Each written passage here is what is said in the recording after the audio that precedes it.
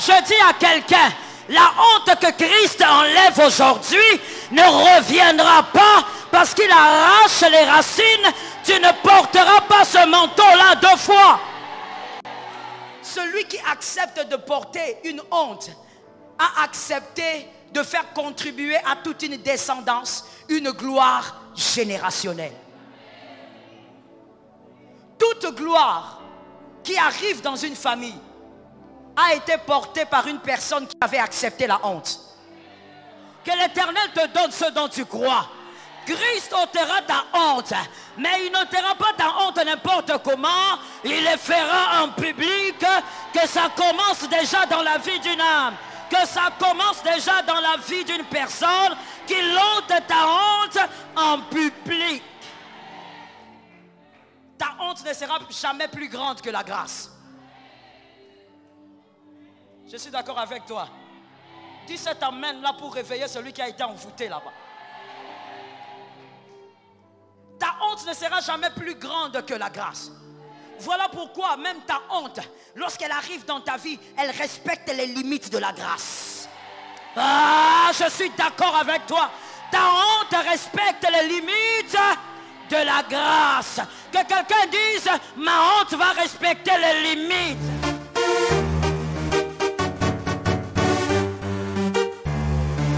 Shalom bien-aimé dans le Seigneur Jésus-Christ. La servante de Dieu Joël Gloria Cabassel, pasteur principal de l'église Assemblée évangélique Nouvelle Alliance de Kinshasa, parle d'un sujet sérieux, profond, spirituel. Ils t'ont vu tomber. Dieu te relèvera devant les mêmes. Tu es tombé, et tout le monde l'a vu. Certains ont ri, d'autres t'ont jugé, beaucoup t'ont oublié. Mais Dieu, lui, ne t'a pas abandonné. L'humiliation publique n'est pas la fin. Il arrive dans la vie que tu tombes. Pas en secret, mais devant les gens. Famille, amis, ennemis, tous ont vu ton échec. Comme Job, tout le monde pensait que c'était fini pour toi. 2. Dieu n'est pas pressé, mais il est fidèle. Quand Dieu permet une chute visible, c'est qu'il prépare une élévation encore plus visible. Il n'élève pas dans le secret ce qu'il a laissé tomber en public. 3. La restauration divine est spectaculaire. Regarde Joseph. Ses frères l'ont jeté dans une fosse. Ils l'ont vu tomber. Mais plus tard, ils sont venus s'agenouiller devant lui, sans savoir qu'il était devenu le bras droit de Pharaon. Dieu l'a relevé, devant les mêmes. 4. Dieu veut que tu te relèves avec foi. Tu n'es pas abandonné. Tu es en transition. Et cette transition va choquer ceux qui t'ont enterré trop tôt. Je déclare sur ta vie, tu ne resteras pas là où tu es tombé. Dieu va te relever devant ceux-là même qui t'ont vu échouer. Prépare-toi, une gloire publique t'attend. Abonnez-vous, aimez et partagez afin d'apporter l'évangile de Jésus-Christ aux nations car il y aura plus de joie dans le ciel pour un seul pécheur qui se repent. Que la bénédiction de Dieu soit votre partage dans le nom puissant de Jésus-Christ. Amen. Que l'Éternel te donne ce dont tu crois. Christ ôtera ta honte, mais il n'ôtera pas ta honte n'importe comment. Il le fera en public. Que ça commence déjà dans la vie d'une âme, que ça commence déjà dans la vie d'une personne, qu'il ôte ta honte en public. Christ ôtera ta honte en public. La beauté de cette thématique est cachée dans 2 choses importantes, 2 événements importants. La première, la qualité de la personne qui accomplit le travail. La deuxième, le travail proprement dit qui sera fait. Le travail qui sera accompli. La première, c'est la qualité de la personne qui fera le travail. La deuxième chose importante, le travail lui-même. Celui qui ôte ta honte, c'est Christ. C'est le Christ. C'est pas que Jésus, parce que Jésus-Christ, c'est un seul homme, mais dans 2 dimensions. Jésus est une dimension et le Christ, c'est une autre dimension dans un seul homme. Celui qui accomplira le travail, ce n'est pas Jésus, mais c'est le Christ. Qui est le Christ en hébreu? Meshaya. Meshaya, c'est le oint. Ce n'est pas n'importe qui, c'est le oint. Que quelqu'un dise le oin. Que quelqu'un dise à son voisin le oin. En Israël, on ne oignait pas un homme pour tout faire. À chaque onction avait sa mission. Que quelqu'un dise, à chaque onction avait sa mission. C'est comme ça que Samuel pouvait oindre David pour être uniquement roi. Il était roi. Et donc on pouvait oindre aussi un prophète pour être qu'un prophète. Et donc le Christ, le oint, Meshaya, lui aussi avait été oint pour une mission bien précise. Que l'Éternel nous aide. Dans Luc 4, 18 à 19, Luc 4, 18 à 19, voici ce qui est écrit. L'Esprit du Seigneur est sur moi. Parce qu'il m'a oint pour annoncer une bonne nouvelle aux pauvres. Je suis d'accord avec toi. Il m'a envoyé pour guérir ceux qui ont le cœur brisé. 19. Pour proclamer aux captifs la délivrance. Et à l'aveugle le recouvrement de la vue. Pour envoyer libres les opprimés. Pour publier une année de grâce du Seigneur. Parole du Seigneur. Le Christ est en train lui-même de réciter Ésaïe 61. Ésaïe 61 est le verset donc qui parle de tous ces mystères. Le Christ, quand il s'avance dans le temple, il ouvre le rouleau et il commence à lire Ésaïe 61. Et il dit, l'Esprit du Seigneur est sur lui. Sur lui, et il a été oint. Et il a expliqué pourquoi il a été oint. Et parmi les choses pour lesquelles il a été oint, c'est d'abord pour annoncer une bonne nouvelle aux pauvres. Est-ce que quelqu'un m'entend? Est-ce que quelqu'un m'entend? Les personnes abandonnées, oubliées, les personnes dont la loi mosaïque ne tenait pas trop compte, les personnes que les pharisiens ne regardaient pas beaucoup, les personnes abandonnées, oubliées, rejetées, les personnes qui étaient au fait oubliées par la société. Et Jésus dit, j'ai été oint pour annoncer la bonne nouvelle aux pauvres. Quand il dit bonne nouvelle, c'est bonne nouvelle. Derrière donc toute mauvaise nouvelle se cache une bonne nouvelle. Derrière toute nouvelle bizarre, une nouvelle déchirante, se cache une bonne nouvelle. Parce que Christ annonce les bonnes nouvelles aux pauvres. En d'autres termes, quand Christ est dans une vie, il est là pour annoncer des bonnes nouvelles. Je parle à ceux qui ont Christ dans leur vie. Je parle à ceux qui ont Christ et Christ demeure. Là où Christ demeure, même lorsqu'il y a une mauvaise nouvelle qui arrive, il y a la face B de la mauvaise nouvelle. La face B, c'est la bonne nouvelle qui est cachée. Dis à ton voisin, voisin. Non, dis à ton voisin, voisin. Sois un peu plus rapide, dis voisin. Derrière ma mauvaise nouvelle, il y a une bonne qui est cachée. Voilà pourquoi il est recommandé à un élu de ne pas pleurer n'importe comment. Même quand tu es en deuil, ne pleure pas comme un païen. Parce que derrière la mauvaise nouvelle, il y a toujours une bonne qui est cachée. L'annonciateur des bonnes nouvelles est là. Lorsque celui qui est censé annoncer les bonnes nouvelles demeure, les bonnes nouvelles s'annoncent. Derrière chaque malheur se cache un bonheur. Parce que Christ, l'annonciateur des bonnes nouvelles, est là. Que Jésus soit béni. Et il dit aussi qu'il a été oint pour publier une année de grâce. Une année de grâce. L'année de grâce, c'est quoi? C'est-à-dire, laisse-moi d'abord commencer au point 1. Ou au niveau 1 et puis on va aller au niveau 2. Niveau 1, ça veut dire, l'année de grâce veut dire, tout celui qui a le Christ, tout celui dont le Christ demeure, il vit dans une année de grâce. Chaque année est une année de grâce. Même si l'année commence mal, elle est une année de grâce.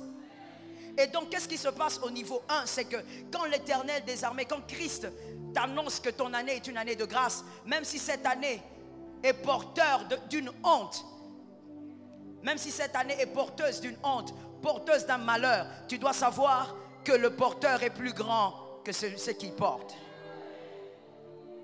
L'année est plus grande que la honte qu'elle porte. Première dimension. Il dit, je t'annonce une année de grâce. Donc c'est-à-dire que quand il dit, je t'annonce, à chaque fois que c'est une année pour toi, c'est une année. J'aimerais que tu comprennes le premier niveau là. C'est une année de grâce à chaque fois qu'il te donne une année. Et donc, il arrive souvent que c'est dans nos années que nous puissions vivre la honte, l'humiliation, le déshonneur.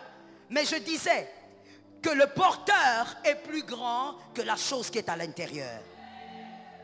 L'année de grâce est plus grande que la honte qui est à l'intérieur. Et comme l'année est plus grande, c'est l'année qui va absorber la honte. Ça tombe sur ta vie au nom de Jésus. Toute parole dont tu crois tombe sur ta vie. Ça, c'est la première dimension. Une année de grâce. Vous êtes, à chaque fois que tu peux dire aujourd'hui, tu es dans une année de grâce. Même si ton année commence avec plusieurs deuils, c'est une année de grâce. Pourquoi? Parce que c'est lui qui a dit. Parce qu'il a été ouin pour ça. Et ce qu'il dit, c'est ce qu'il y a. Même si ce qu'il dit, je ne le vois pas, je sais que c'est ce qu'il y a. Même si ce qu'il y a n'est pas visible, mais je crois parce que c'est ce qu'il a dit. Ce qu'il dit, c'est ce qu'il y a, et même quand les hommes ne voient pas que c'est ce qu'il y a. Ce qu'il dit, c'est ce qui existe, même si je n'arrive pas à toucher, mais c'est ce qui existe en réalité. La deuxième dimension, c'est une année de grâce. Pourquoi? Parce que Christ est grâce. Il s'agit de lui-même. Lorsqu'il parle d'une année de grâce, il parle de lui-même. C'est une année de grâce. Il est lui-même ton année. Si tu vis, c'est parce que Christ te porte. Christ est ton année de grâce.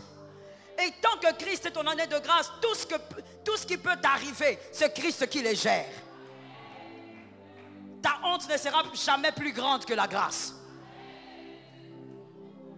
Je suis d'accord avec toi. Dis cet amen là pour réveiller celui qui a été envoûté là-bas. Ta honte ne sera jamais plus grande que la grâce. Voilà pourquoi même ta honte, lorsqu'elle arrive dans ta vie, elle respecte les limites de la grâce.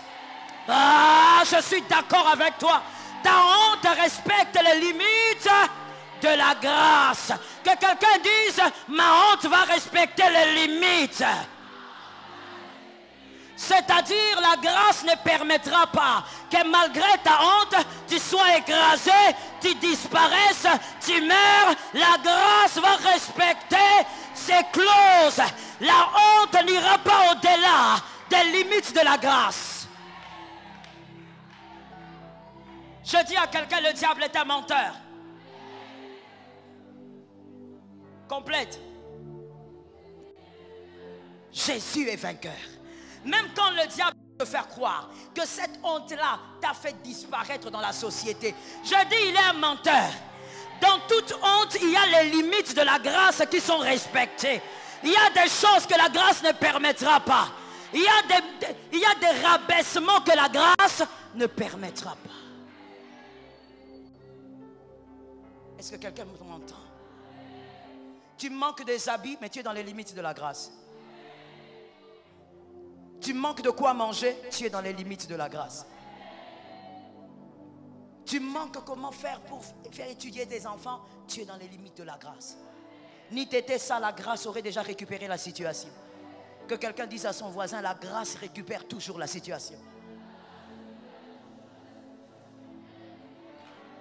Je suis d'accord. Ah, moi-même je sens la grâce. Dans Luc 1, 40 à 42. Dans Luc 1, 40 à 42. Dans Luc 1, 40 à 42. Là-bas, on parle de Jésus qui est dans les entrailles de Marie. Et on révèle comment la grossesse est en train d'évoluer. Regardez la formule de la honte et de la grâce. Quelqu'un m'entend? Regardez la formule. Lorsque Christ, le Messia, lorsque Jésus est en train de se former dans les entrailles de Marie, Marie se déforme, Jésus se forme. You understand? Marie se déforme. Elle était une belle fille, à peu près 13 ans, une jolie taille, mais dès qu'elle tombe enceinte, elle se déforme. Elle n'est plus très belle à voir. Mais pendant qu'elle se déforme, Jésus se forme. toute déformation ne mène pas à la mort. Il y a des déformations qui annoncent la gloire. Il y a des déformations qui annoncent la puissance. Ah, j'ai pitié de toi. Je te prophétise au nom de Jésus. Cette honte t'a déformé, mais elle était en train de former la gloire. Il y a une honte qui a déformé ta démarche. Tu n'arrivais plus à marcher droite tellement que les hommes t'indexaient. Il y a une honte qui a déformé ta réputation. Tu n'arrivais même plus à te présenter dans certains dîners parce qu'il y a des gens qui te calomniaient. Il y a une certaine honte qui a déformé même ton visage, tellement que tu es dans l'humiliation. Mais pendant que ta vie est déformée, il y a une gloire qui est en train d'être formée. La gloire se forme. Quand quelqu'un te regarde, il dit, mais comment est-ce que tu es devenu comme ça? Tu n'as même plus de lait de beauté. Regarde-lui et comprends que c'est un homme animal. C'est un homme qui ne comprend pas les choses de Dieu. Lorsque l'un se déforme, l'autre se forme. Est-ce que quelqu'un entend? Quelqu'un d'autre regarderait et dirait, oh, Marie, pitié, hein? On n'a pas vu sa prédote. On n'a pas vu sa dot. Comment elle se déforme comme ça? Une petite fille comme ça. Qu'est-ce qui lui arrive? Pendant qu'on a pitié de sa déformation, il y a une gloire qui se forme dans ses entrailles et elle sera citée de génération en génération. La honte qui t'a déformé va engendrer une gloire qui sera célébrée de génération en génération. Attention, dans les choses des élus, que quelqu'un dise je suis mystique. Un élu est mystique. Dans les choses des élus, si tu n'es pas chrétien, tu n'es pas initié dans les choses de Dieu, arrête d'ouvrir la bouche. Dans les choses de Dieu, toute déformation n'est pas honte. Toute déformation ne mène pas à la mort. Il y a des déformations qui engendrent la gloire. Est-ce que quelqu'un m'entend? Retiens pour la vie. La honte est la matière première qui fabrique la gloire. Répète ça à ton voisin. La honte est la matière première qui fabrique la gloire. Mais pas n'importe quelle gloire. La gloire générationnelle. Parce qu'il y a deux types de gloire. La première, ou le premier type, c'est la gloire privée. Que quelqu'un me dise la gloire privée. La gloire privée est le premier type de gloire. Et nous pouvons voir cela dans 1 Samuel 17, 36. 1 Samuel 17, 36. C'est là que David dit, j'ai tué l'ours, j'ai tué le lion. Mais personne n'était avec lui. Il a tué ces deux choses-là seul. Et quand il était fier seul. Si on veut actualiser ou contextualiser aujourd'hui, on dirait que David, après avoir tué l'ours et le lion, il est allé dans sa chambre, il a célébré, il était seul. Ce sont les gloires privées. Dieu te fait du bien, mais les hommes ne savent pas. Dieu te célèbre, mais les hommes ne savent pas. Cette gloire sert à quoi? La gloire privée sert à faire grandir ta foi. La gloire privée sert à te rappeler que tout vient de Dieu. La gloire privée sert à te rappeler que tout ce que tu feras dans ta vie vient d'abord de Dieu. Ça, c'est la première gloire. La deuxième gloire maintenant, c'est la gloire générationnelle et la gloire publique.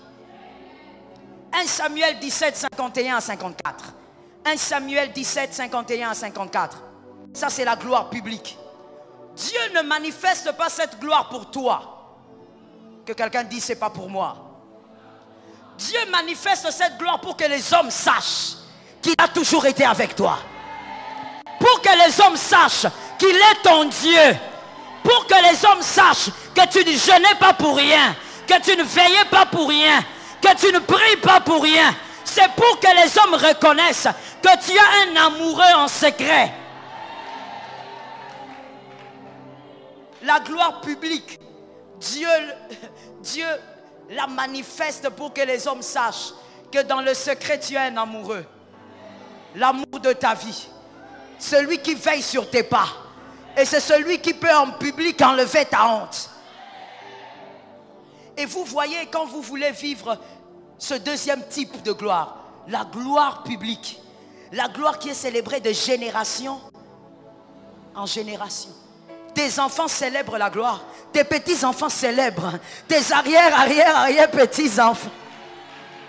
Ils célèbrent la gloire. Et donc, cette gloire a pour moule, cette gloire générationnelle a pour moule la honte. Et cette moule a pour four l'humiliation. C'est par cette moule et par ce four que vont sortir la gloire générationnelle. Celui qui accepte de porter une honte a accepté de faire contribuer à toute une descendance une gloire générationnelle. Toute gloire qui arrive dans une famille a été portée par une personne qui avait accepté la honte. Je suis d'accord avec toi. Quand tu dis Amen, tu te connectes à quelque chose. Je reprends cette phrase pour quelqu'un qui dormait. Toute famille qui a vécu une gloire et dont la gloire est citée de génération en génération est une famille qui avait eu un porteur de honte. Quelqu'un qui avait accepté de porter une honte afin que la gloire de Dieu explose et que cette gloire s'exprime de génération en génération. Je dis à quelqu'un, aujourd'hui et dans l'avenir, n'aie pas peur de la honte qui va t'atteindre. Parce que cette honte va respecter les limites de la grâce. Et au temps de Dieu, la honte sera ôtée. Cette honte est ôtée. J'aime le mot ôter. Ôter peut aussi vouloir dire extirper. C'est-à-dire, on n'arrache pas la honte, on arrache la racine de la honte. Et quand on arrache la racine, l'arbre ne peut plus repousser. C'est comme ça que je peux aller vite en besogne pour dire, on ne porte pas le manteau de la cécité deux fois. Lorsque Bartimée, l'aveugle, jette le manteau, il va vers Jésus, il n'a pas encore vu. Il n'a pas encore, mais il a déjà, parce qu'il sait que celui qui l'appelle, même s'il ne lui donne pas la vue, il a la possibilité de lui donner un autre manteau. Je dis à quelqu'un, la honte que Christ enlève aujourd'hui ne reviendra pas parce qu'il arrache les racines. Tu ne porteras pas ce manteau-là deux fois. Que quelqu'un dise à un voisin, il s'agit de moi là ce matin. Maintenant, dis à ce voisin, je ne porterai pas ces manteaux deux fois.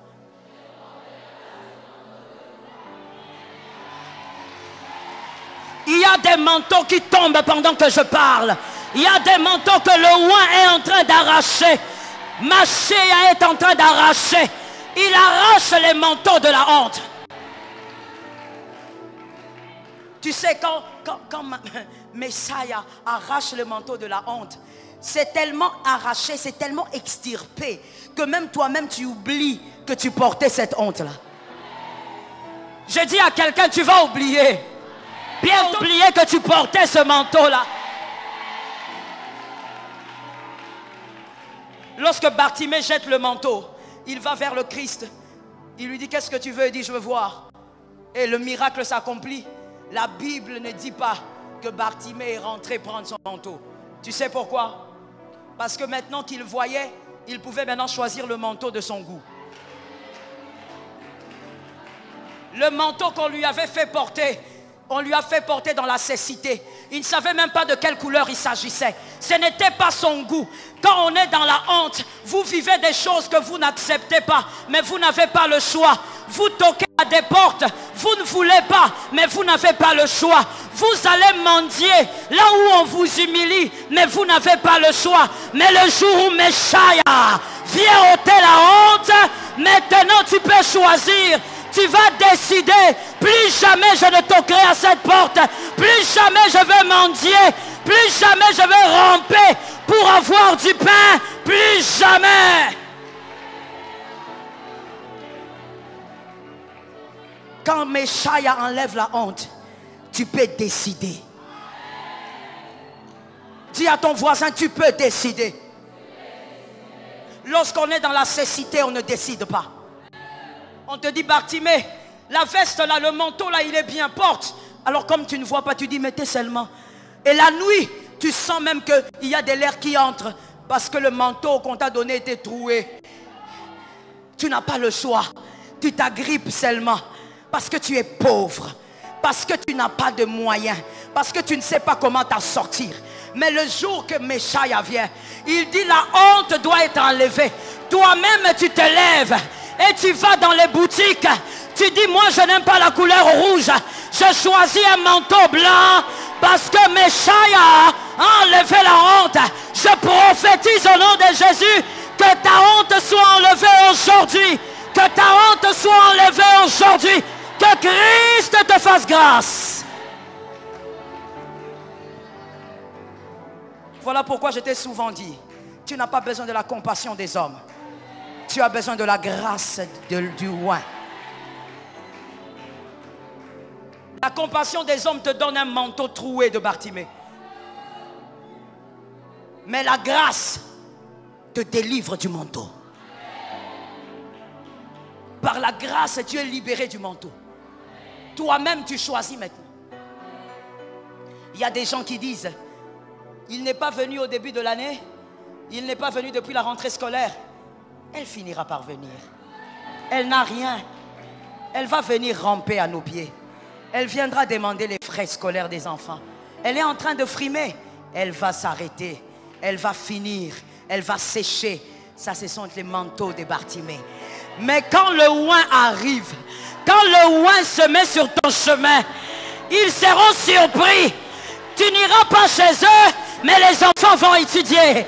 Tu n'iras pas chez eux, mais tu bâtiras une maison. Tu n'iras pas chez eux, mais tu construiras des immeubles. Ils vont se poser la question, comment il a fait?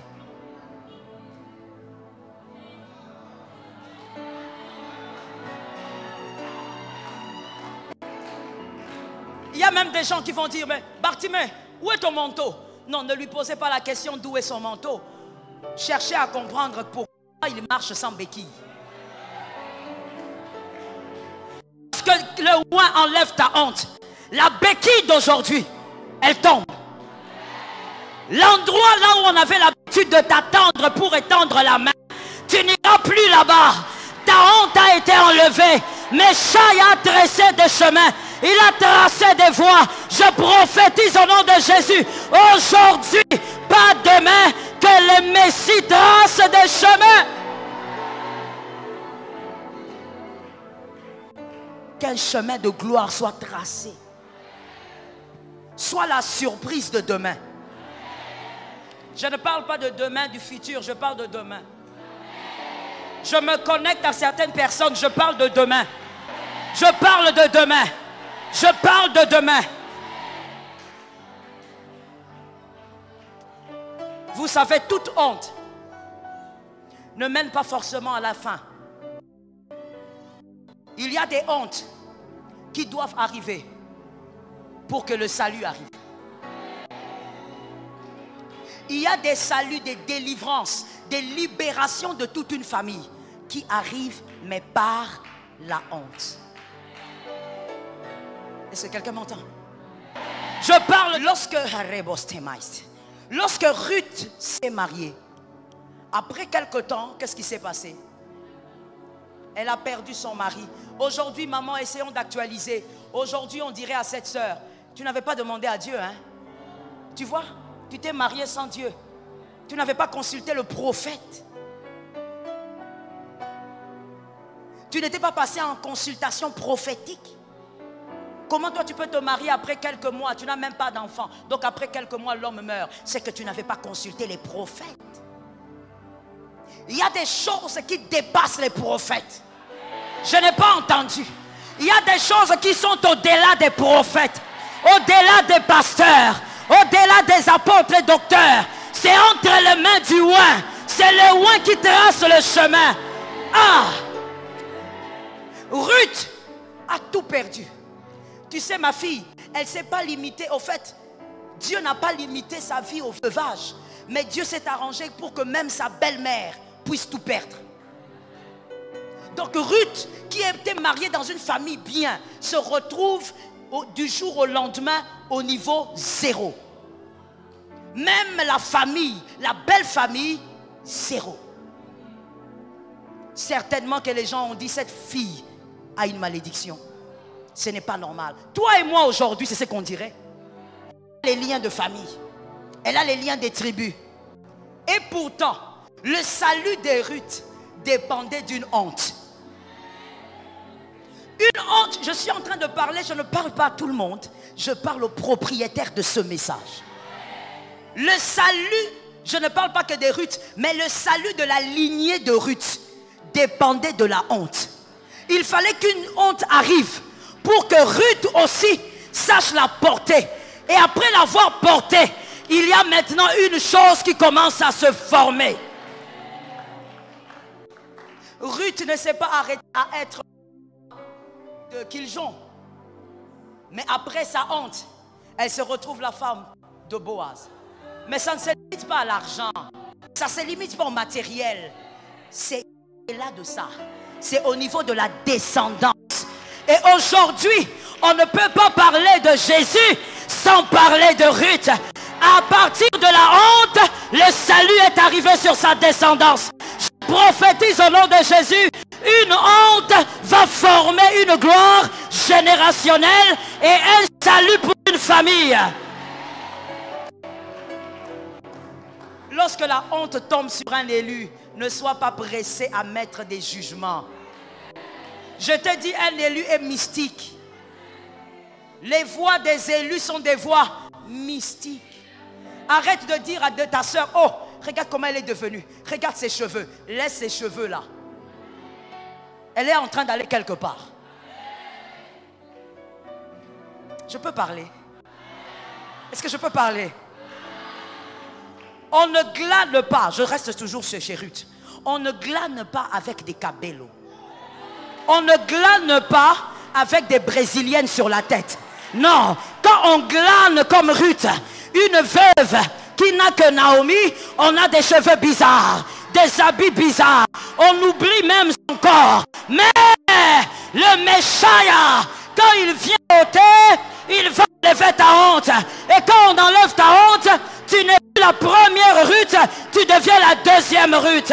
Je prophétise, tu es la seconde Ruth.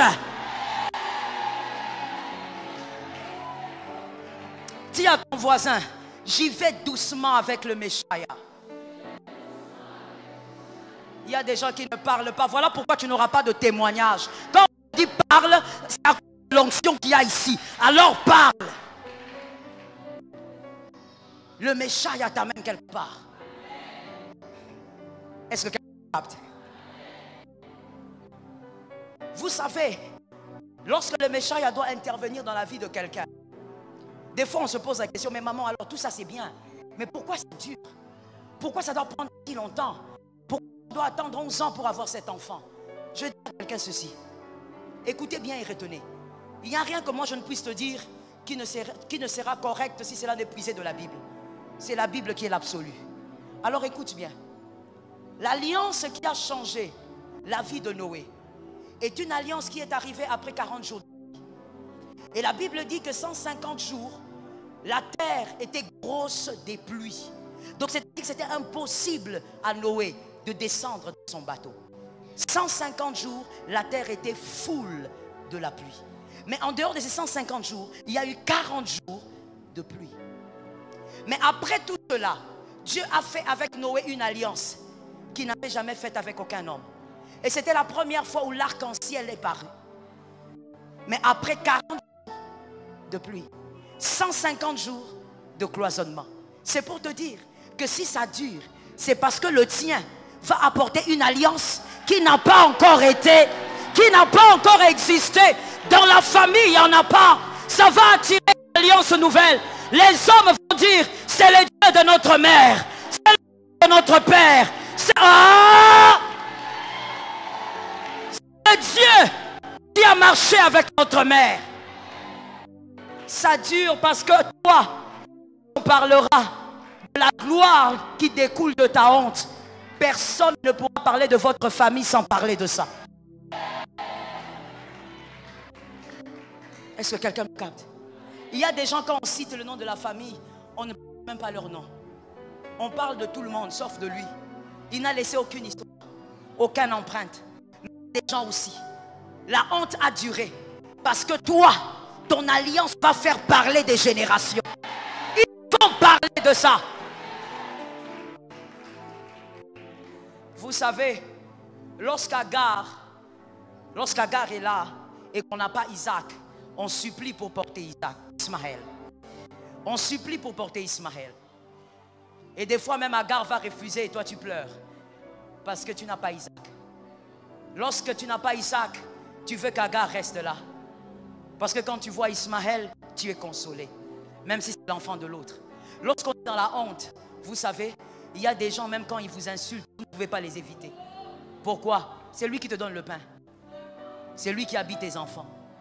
Même quand tu vas là-bas, on humilie ton père qui est déjà décédé. On salit la mémoire de ta mère qui est morte. Tu ne peux pas ne pas aller chez cet oncle. C'est lui qui te paye les frais. Tu acceptes cette honte-là. Tu acceptes de voir Agar et Ismaël parce que tu n'as pas Isaac. Mais le jour où le Messie, le jour où il décide d'enlever ta honte, ce jour-là tu vas dire, Agar doit partir. Ce jour-là, oh ça tombe sur quelqu'un. Ce jour-là tu vas dire, Ismaël doit partir. Parce que toi tu as Isaac. Il y a un jour qui arrive où tu vas te décider de ne plus jamais aller là où on t'a humilié. Parce que toi-même tu auras ton Isaac.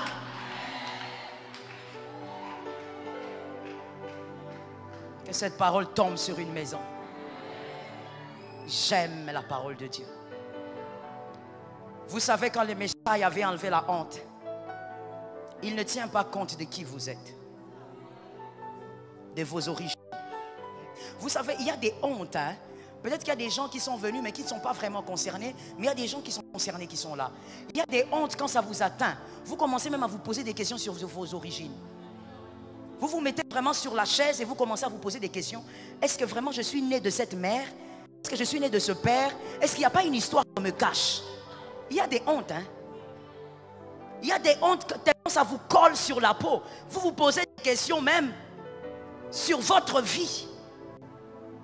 Mais quand le Messie arrive, il s'en fout de qui vous êtes. J'aime ça. Ça tombe sur moi. Il s'en fout de d'où vous venez. Il s'en fout du nom de votre père, du nom de votre mère. Il s'en fout même d'où vous êtes, à quel endroit vous êtes. S'il décide d'ôter votre honte dans un marché, il va l'ôter dans le marché. Ah, ça tombe sur quelqu'un. S'il veut ôter la honte maintenant, now, il le fait tout de suite. Je finis en disant, le Messie entre dans le temple. J'aime l'homme de Galilée. Heureusement que j'ai pour moi le Dieu d'Israël. Il entre dans le temple. Et il est là en train de voir les pharisiens en train de se concentrer avec beaucoup d'hypocrisie. Il regarde les autres. Tout le monde est là dans le temple mais occupé à ses propres problèmes. Et à un moment donné, il s'avance vers une femme. Il touche cette femme. Et cette femme se redresse. Et les gens disent, hé, monsieur, ne savez-vous pas que c'est le sabbat? Pourquoi vous guérissez le jour du sabbat? Attendez, quand il était entré, vous ne l'avez pas vu. Alors le Messie regarde, il dit, de quoi vous parlez? Cette femme était courbée depuis 18 ans. Et le Messie précise, il dit, ce n'était pas une maladie ordinaire. Le démon l'avait gardé captif depuis 18 ans. Donc la honte de cette femme provenait des pouvoirs mystiques. Il y a des hontes qui proviennent des pouvoirs mystiques. Oui. Et ça va la foi. Il dit, cette femme était captive. Elle ne devait pas être libérée. Vous, quand vous avez vos bêtes, vous ne les sortez pas du trou le jour du sabbat. Mais vous voulez me parler d'un jour, alors que cette femme a souffert pendant 18 ans. Cette femme était redressée le même jour. Lorsque cette femme est allée au temple, je parle à quelqu'un. Cette femme ne savait pas que c'était son jour. Cette femme ne savait pas que 18 ans de souffrance arrêtaient ce jour-là. Mais parce que l'homme en question était là, celui qui arrache la honte, et il a arraché la honte. Je dis à quelqu'un, peu importe là où tu seras, si seulement tu crois, il arrachera la honte. Peu importe ton âge, si seulement tu crois, il arrachera la honte. Il s'en fout de savoir.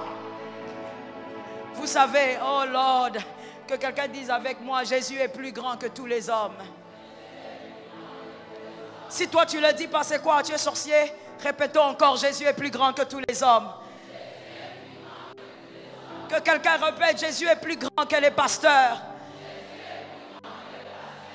Si c'est moi devant cette femme, je vais demander à cette femme, comment s'appelle ton père?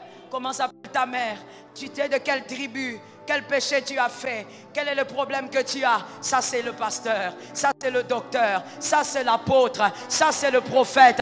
Mais Jésus, il n'a pas besoin de savoir quel type de lien maternel ou paternel. Quand il est là, quand il est là, quand il est là, quand il est là, quand il est là, il ôte la honte.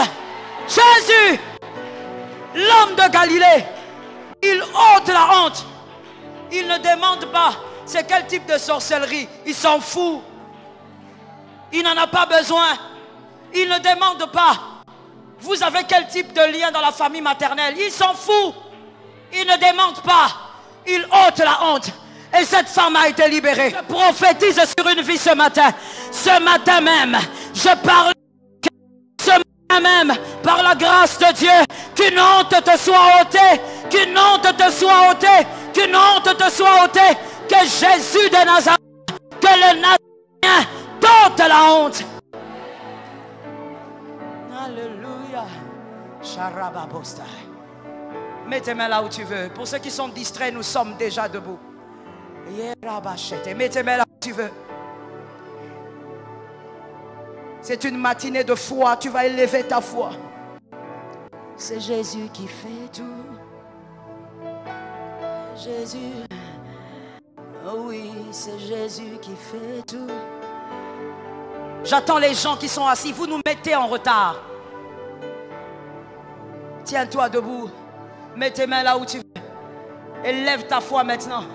Ne pense pas à ta honte. Pense au Messie. Pense au oint. Pense à celui qui a été oint pour te libérer. Et commence à l'appeler. Commence à l'appeler. Dis-lui, Seigneur Jésus, je crois que tu peux me délivrer de cette honte. Père, fais-le aujourd'hui par la grâce. Commence à l'appeler. Alléluia. Des choses glorieuses sont en train de se passer. Nous bénissons le Seigneur. C'est Jésus qui délivre de la honte qui a duré des années et des années. Jésus de Nazareth. C'est toi qui délivres de la honte. C'est toi qui délivres. Reculez. C'est toi qui délivres de la honte. Reculez.